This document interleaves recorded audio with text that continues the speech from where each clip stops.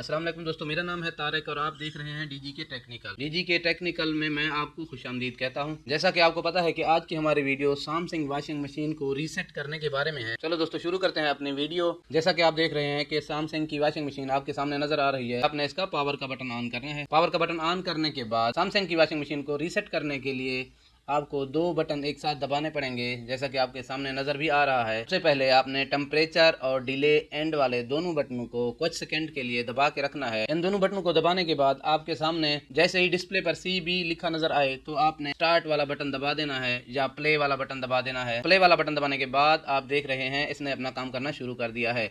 अगर आपकी मशीन में कोई भी एरर या कोई ख़राबी है तो उसका एरर नंबर लिखा नज़र आ जाएगा आपको। अगर नहीं ख़राबी नहीं है तो ये अपना पूरा सब चीज़ कंप्लीट करके ये खुद ब खुद रुक जाएगा और आपकी वॉशिंग मशीन रीसेट हो जाएगी। जी दोस्तों, मेरी वीडियो आपको अच्छी लगे तो मेरे चैनल को लाइक करें, सब्सक्राइब करें और बेल का आइकन दबाना मत भूलें, ताकि इस तरह की नई वीडियो मैं आप तक पहुंचाता रहूं। मिलते हैं किसी नई वीडियो के साथ, तब तक के लिए अल्लाह हाफिज़।